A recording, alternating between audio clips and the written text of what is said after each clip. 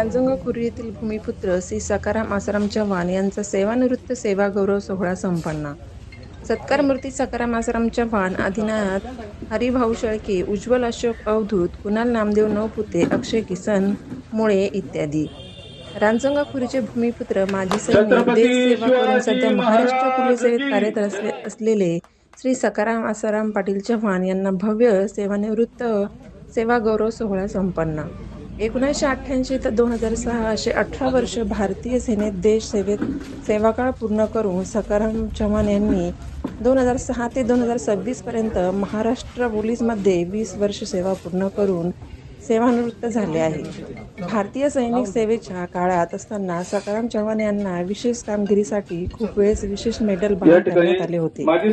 तसेच महाराष्ट्र पोलीस म्हणून कार्यरत असताना सखाराम पाटील चव्हाण यांना महाराष्ट्र पोलीस सिनियर कॉन्स्टेबल म्हणून पदोन्नती करण्यात आली आहे. यावेळी सर्व डिपार्टमेंटतर्फे त्यांचा भव्य सत्कार करण्यात आला होता. यावेळेस नुकताच अग्निवीर भरतीमधून सिलेक्ट झालेल्या रांजणगावचे आदिनाथ हरिभाऊ शेळके, उज्ज्वल अशोक अवधूत व गाडेगावचे कुणाल नामदेव नवपुते, अक्षय किसन मुळे यांचाही सत्कार करण्यात आला.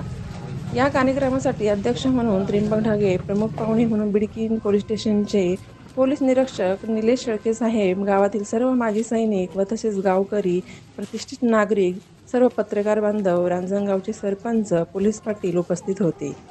चव्हाण पाटील परिवार तसेच सर्व रांजणगाव खुर्दच्या गावकऱ्यांकडून शुभेच्छांचा वर्षाव करण्यात आला. स्वागत झालं आहे. तसेच प्रमुख जे आपले सत्कार मूर्ती होते यांचं देखील गावकऱ्याच्या वतीनं, सर्वांच्या वतीनं या ठिकाणी स्वागत झालं आहे. आपण आता कार्यक्रमाच्या मुख्य प्रास्ताविकाकडे वळू. मी या ठिकाणी आपल्या गावचे पोलीस पाटील श्री हरिभाऊ लागानी यांना विनंती करतो की त्यांनी कार्यक्रमाचे या ठिकाणी प्रास्ताविक करावे. आतापर्यंत भरती झालेले जे मुलं आहे आणि आजही भरती झालेले मुलं आहेत यांचा संघर्ष जर आपण बघितला तर खूप मोठा संघर्ष आहे. त्यांच्या पालकांची परिस्थिती तितकी चांगली नाही, तर गावात चांगलं वाचनालय नाही किंवा मोठं ग्राउंड सुद्धा नाही. अशा बिकट परिस्थितीमध्ये अथक परिश्रमाने त्या ठिकाणी जे मुलं आपल्या आई वडिलांचं स्वप्न साकार करण्यासाठी, आपल्या गावकऱ्यांचं स्वप्न साकार करण्यासाठी अथक मेहनत घेतात. खरं तर त्यांचा गौरव सोहळा या ठिकाणी आयोजित केला. अतिशय यथोचित त्यांचा सत्कार झाला. त्यांना मी त्यांच्या पुढील आयुष्यासाठी या ठिकाणी मनापासून शुभेच्छा देतो. आपल्या सेवेमध्ये, सैन्य दलामध्ये जवळपास 17 वर्ष आणि पोलीस सेवेमध्ये 19 वर्ष सेवा करणारे आमचे मार्गदर्शक भूमिपुत्र सखाराम चव्हाण साहेब यांचंही सेवानिवृत्त ते झालेले आहे. खरं तर पोलीस सेवेमध्ये किंवा सैन्य सेवेमध्ये काम करत असताना खासगी आयुष्याला फाटा देऊन या ठिकाणी देशाची सेवा करावी लागते. अशाही परिस्थितीमध्ये त्यांनी खरं तर असा सैन्य दलाचा प्रवास करून पोलीस दलामध्ये सेवा केली. त्याबद्दल गावकऱ्याच्या वतीनं खरं तर त्यांना हा निरोपच म्हणावा लागेल. आता त्यांनी त्यांचं खासगी आयुष्य या ठिकाणी चांगलं जगावं, त्यांच्या राहिलेल्या आकांक्षा, त्याचबरोबर त्यांनी त्यांच्या परिवारासाठी ते वेळ देऊ शकले नाही, पण या पुढच्या काळामध्ये त्यांनी त्यांच्या परिवारासाठी वेळ द्यावा. त्याचबरोबर शेळके साहेब, चव्हाण साहेबांची 1-2 गोष्टी या ठिकाणी मला खूप भावल्या. त्यांच्याबद्दल मला माझ्या मनामध्ये जागा उंचावली. एकतर ते खूप शिस्तप्रिय आहे. त्यांनी कधीही शिस्तीचा भंग केला नाही किंवा त्या ठिकाणी आपली काम करत असताना कुठल्याही प्रकारची त्यांनी हयगय केली नाही. अतिशय प्रामाणिकपणाने त्यांनी आणि शिस्तप्रियपणे त्यांनी त्यांची सेवा दिली. हा रांजणगाव जे गाव आहे, या गावाचं नाव महाराष्ट्रामध्ये आहे. जर एक फौजी रिटायर होत असेल तर 4 या गावातून तिथपर्यंत जातात. आणि अशी कोणतीही भरती नाही की या गावातला मुलगा पोलीस असेल, आर्मी असेल, फॉरेस्ट असेल, त्या भरतीमध्ये या गावातला मुलगा असणार म्हणजे असणारच. कारण की इथले जे माजी सैनिक आहेत सर्व, कारण की या विद्यार्थ्यांना प्रोत्साहित करतात आणि तिथपर्यंत मार्गदर्शन करतात, जेणेकरून त्यांच्याकडून जर होत नसेल तर ते म्हणतात की तुम्हाला जर काही असेल तर बिडकीनला संघर्ष फिजिकल अकॅडमीला पाठवतात. आणि म्हणून प्रत्येक ठिकाणी आज 4 झालेत, मागे पोलीसमध्ये झालेत, SRPF मध्ये झालेत, बरेच विद्यार्थी तिथपर्यंत पोहोचतात. तर चव्हाण मेजर यांचा सेवानिवृत्तीचा कार्यक्रम आणि त्यासोबत ग्राम रांजणगाव आणि ग्राम गाडेगाव गंगापूर या 2 ठिकाणाहून नवीन अग्निवीर म्हणून भरती झालेले आदिनाथ हरिभाऊ शेळके, प्रज्वल नवपुते आणि अक्षय किसन मुळे, सर्वांचं, तुम्हा चौघांचं आणि मेजर, आपलं ही एकदम मनस्वी हार्दिक अभिनंदन.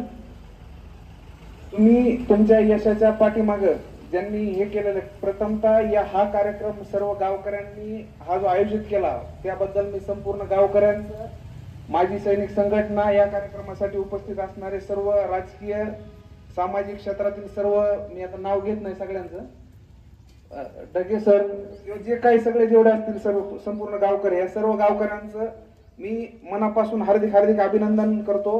त्यानंतर या तुमच्या यशाच्या पाठीमागे ज्यांनी तुम्हाला मदत केलेली आहे त्या समाजाचं आणि पालकाचं नाव उज्ज्वल करा.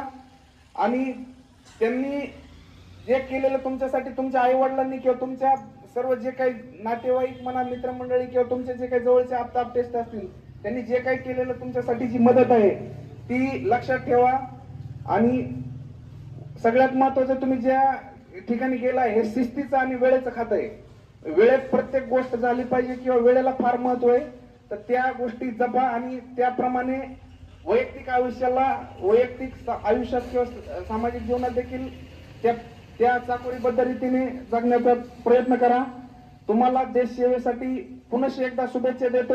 नंतर आमचे जे मेजर चव्हाण मेजर 17 वर्ष देशाचे आणि 23 वर्ष परत बॉर्डरवरून येऊन परत समाजाची सेवा केलेली आहे.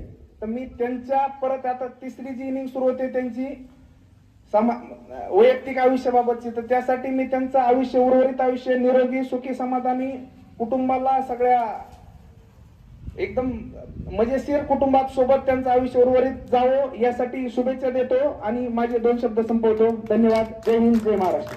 शेतकऱ्यांना असतं सामाजिक उपक्रमामध्ये नेहमीच त्यांना निमंत्रित केल्यानंतर ते आवर्जून आपला वेळ या ठिकाणी देत असतात. त्यांचं मोलाचं मार्गदर्शन अग्निवीरांसाठी प्रेरणादायी ठरेल अशी आपण या ठिकाणी आशा व्यक्त करू. समस्त सैनिक व माजी सैनिक आणि गावकरी मित्रांनो, आज आपण अशा वीर जवानांच्या कार्यक्रमाबद्दल उपस्थित आहोत की त्यांनी राज्याची सेवा केलेली आहे.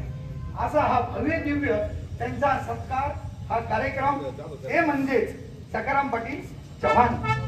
त्यानंतर दुसरा विनी संगम आहे. दुसरा म्हणजे आपले गावातील आणि गाढे गावातील, विशेषतः अभिमानाने सांगावं वाटतं, विद्यालयातील विद्यार्थी अग्निवीर मध्ये भरती झालेले, त्याच्यामध्ये आदिनाथ शेळके, प्रज्वल अवधूत, कुणाल नवपुते व अक्षय मुळे, अभिमानाने नाव घ्यावंसं वाटतं. प्रमुख अतिथी म्हणून निलेश शेळके साहेब,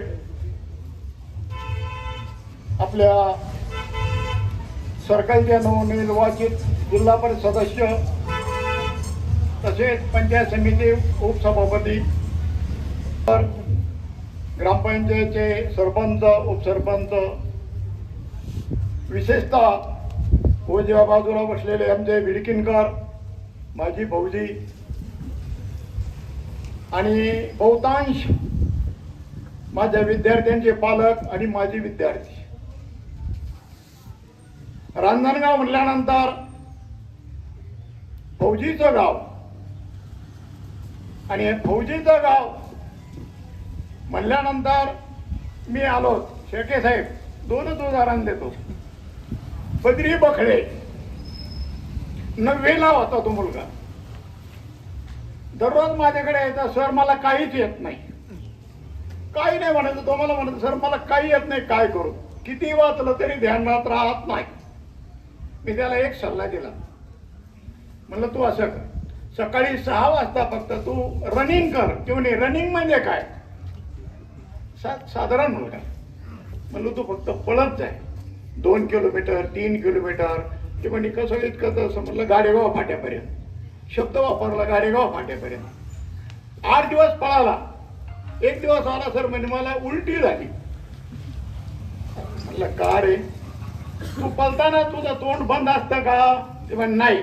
म्हणलं असं करू नको, फक्त आपला पळताना आपला तोंड बंद असावं, आपला श्वासोश्वास स्थिर असावा आणि सगळा ऑक्सिजन आपल्याला मिळतो, म्हणून तू तोंड बंद करून पळत जाय.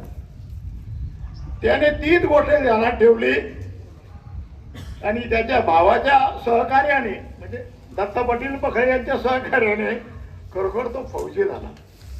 पूर्ण येथील गावकऱ्यांना माझे सर्वांना नमस्कार, रामराम. गावकऱ्यांनी हा सत्कार ठेवला त्याचा खूप अभिमान वाटतो. आणि प्रत्येक क्षण हा मनुष्य कोणत्या न कोणत्या रस्त्याने जात असतो हमेशा, आणि त्या रस्त्याने त्याला खूप अडचणी येतात. पण ज्यावेळेस गावाची आठवण आली का तिथं माणसाला सगळं काही विसरून जातं. जो कोणत्याही क्षेत्रात काम करू द्या, पण ज्यांना गावातली जाणीव ठेवली तो कधीही मागे हरत नाही आणि त्याला शिखर गाठल्याशिवाय राहत नाही. मी सर्वप्रथम माझे गुरु, शाळेतले स्टिक आणि सगळ्यात चांगलं मार्गदर्शन घडवणारे ढगे सरांचं खूप अभिनंदन करतो. त्याच्यानंतर माझे पाल्य आसाराम पाटील चव्हाण, त्यांनी मला खूप घडवलं. ते माझे दुसरे गुरु. शाळेत असताना बखळे पाटलाला बघितलं आणि ते माझ्यापेक्षा 2 वर्षांना सिनियर, 2-2.5-3 वर्षांना अंदाजी.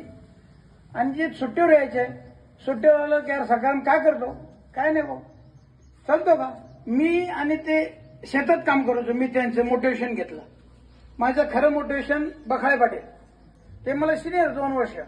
पण त्यांचा ऊस दाबताना मी जरा उभाच आहे. ते म्हणे चल जेव्हाच टाइम झाला, मी म्हणायचो नाही एवढी पात करून घेऊ पूर्ण, नंतर घेऊ. असं कोणता गडी आहे कामाला ठेवलेला व्यक्ती म्हणतो का. मला का अगोदर म्हणतो नाही आता बस जरा, पण मी काय म्हणायचो नाही ते पूर्ण करून घेऊ नंतर जेवण करू.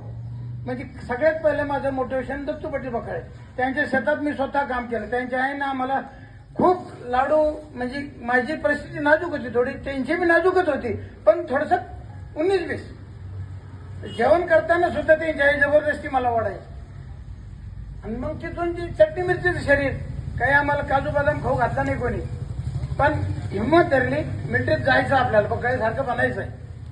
एकच व्यक्तिमत्व धरलं यार, बखळे भाऊ आता जायला दत्तू भाऊ. आणि शाळेत बी ते 10वीला, मी 8वीला, 2 वर्षाचा फरक शाळेत बी.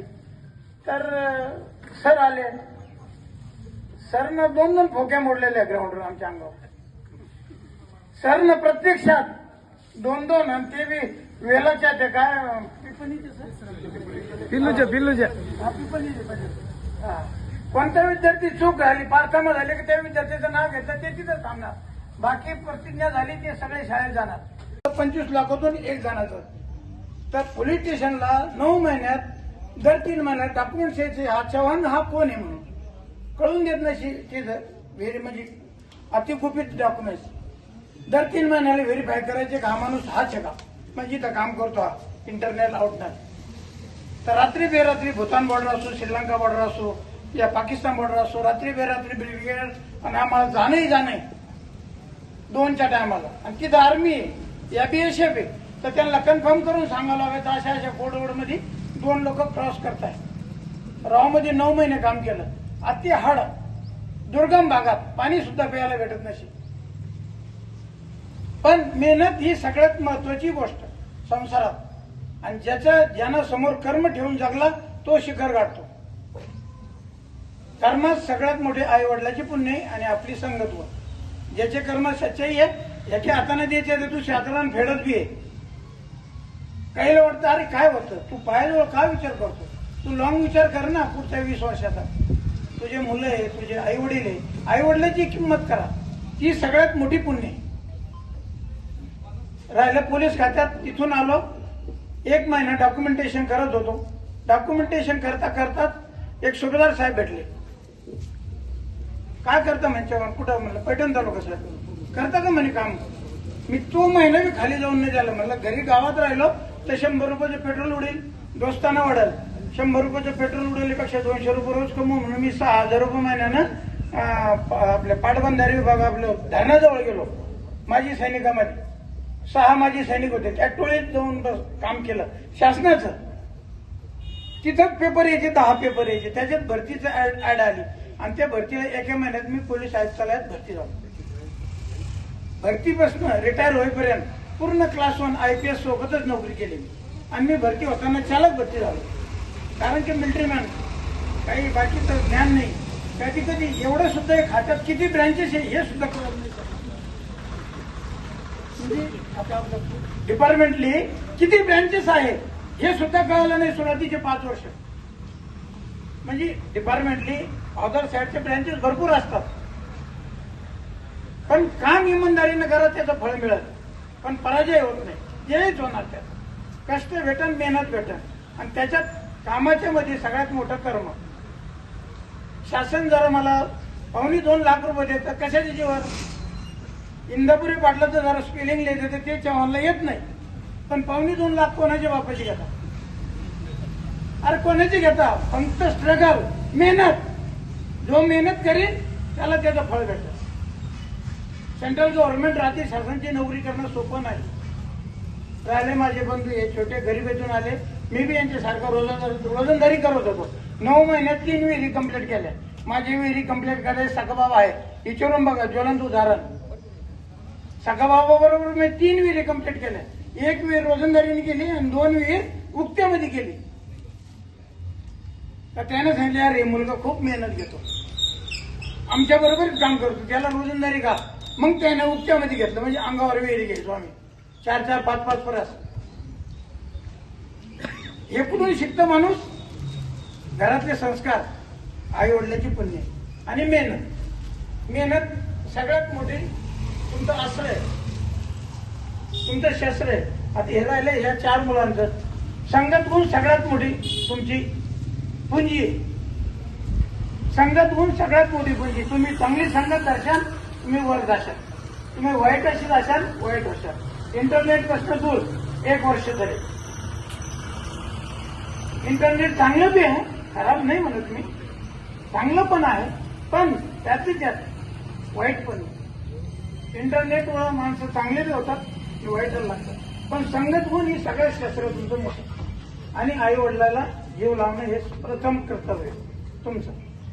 ज्यांना आई वडिलाला संपलं त्याला किती बी होतं. मी सांगितलं ना, 4 वेळेस मला हे हॉस्पिटलला काय असतं, टीचर व्हायला 4 वेळेस आमचे डेड बॉडी घ्यायला आलेले आर्मीत असताना. अटॅक झाला, हँड ग्रेनेड पडलं, फायरिंग चालू आहे. सकाळी पहाटे 5 वाजल्यापासून 10 वाजेपर्यंत. 10च्या नंतर फायरिंग बंद झाली, उग्रवादी मारले किंवा आम्हाला तिथे घ्यायला आले तर जे शिव किंवा ब्रिगेडियरचे QRT राहायचे, क्विक रिॲक्शन टीम, ती आम्हाला टीचर व्हायला आणि डॉक्टरची अँब्युलन्स घेऊन पोहोचायची. काही ते 2 जवान बसलेले आहेत, त्यांना डेड बॉडी घेऊन जा आणायला जा, कारण की आम्हाला वर येता येत नाही. जोपर्यंत सपोर्ट नाही तोपर्यंत निघता येत नाही. असं 4 वेळेस माझ्या आयुष्यात झालं. पण इमानदारी माणसाला शिकलावर नाही. आज मी इमानदारीच्या बळावर कधी कोणाला चालू समोर कोण आहे त्याला घाबरतो. तुझी चोरी करतो म्हणून त्याला घाबरशील, घाबरायचं कशाबद्दल? ते मोठा माणूस आहे, तो मोठा तर तो त्याचं काम करेल. तुम्ही तुमचं काम करा चांगलं इमानदारीनं. मोठ्या जवळ जायला घाबरू नका. कलेक्टर ऑफिसला जायला सगळे घाबरतात. कसं भेटायचं कलेक्टर साहेबाला? आहेस कसं जायचं आपण त्याच्या? तुमच्यात जरा हिंमत आहे, तुमची इमानदारी, स्ट्रगल जाम आहे, तुम्ही कलेक्टर साहेबाला टाइम भेटल आणि तुमचं काम बी होईल. कामाच्या पहिला एकच विनंती, मी सर्वांना गावकऱ्यांना सगळ्यांना टाइम दिल्याबद्दल मी सर्वांचे आभार मानतो आणि माझे 2 शब्द संपवतो. जय हिंद, जय महाराष्ट्र. आज या मुलांनी चालू ठेवली आणि प्रत्येक भरतीमध्ये रांजणगावचे मुलं भरती होतात, ही खरं एक पोलीस पाटील म्हणून माझ्यासाठी अत्यंत अभिमानाची गोष्ट आहे. त्याचबरोबर रांजणगावचे जे माजी सैनिक आहेत ते भरती झालेल्या मुलांचे करून तरुणांसाठी या ठिकाणी एक आदर्श उभा करतात. माजी सैनिकांचे या ठिकाणी खऱ्या मनानं या ठिकाणी त्यांचं अभिनंदन करतो की देश सेवा संपल्यानंतर सुद्धा या ठिकाणी गावाची सेवा त्याची अविरतपणे चालू आहे. आपलं नाव हरिचंद्र रामसरकार आणि पोलीस पाटील रांजणगाव. माजी सैनिक जेवढे माझे गावातील असतील सैनिक, माजी सैनिक, आमचा हा कार्यक्रम ठेवण्याचा उद्देशच असा असतो. आम्हाला एकतर ते सेनेची आवड आहे आणि सेनेमध्ये नोकरी केलेली आहे आणि आमचंच अनुकरण किंवा आमची जी काय सांगाल सर, आज गावकऱ्यांनी तुमचा सन्मान केला व आपली देश सेवा आपण केली, तर कसा अनुभव आला असेल आपल्याला? सर्वप्रथम माझ्या गावात सैनिक जास्त प्रमाणात आहे आणि गावातून जे आमच्यासाठी टाइम दिला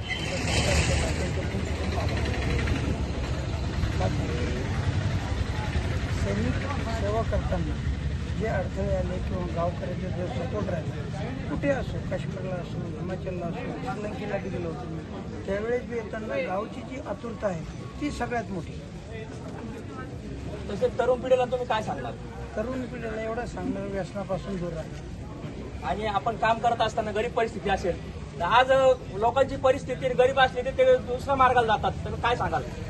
दुसऱ्या मार्गाला जाण्यापेक्षा मेहनत करणं अनिवार्य. मेहनतचं फळ कधी बी चांगलं मिळतं.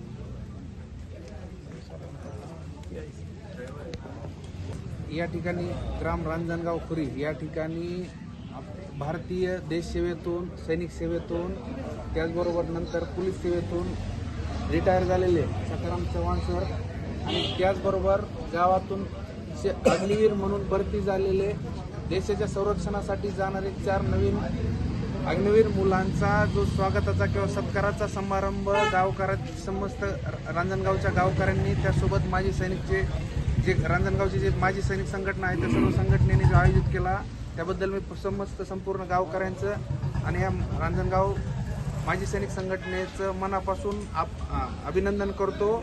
यामुळं भविष्यात देखील जे नवीन यासाठी प्रयत्न करणारे मुलं आहेत किंवा देशसेवेसाठी ज्यांची काही धडपड आहे किंवा त्यासाठी जे प्रयत्न करणारे मुलं आहेत त्यांच्यासाठी हा प्रेरणादायी उपक्रम आहे.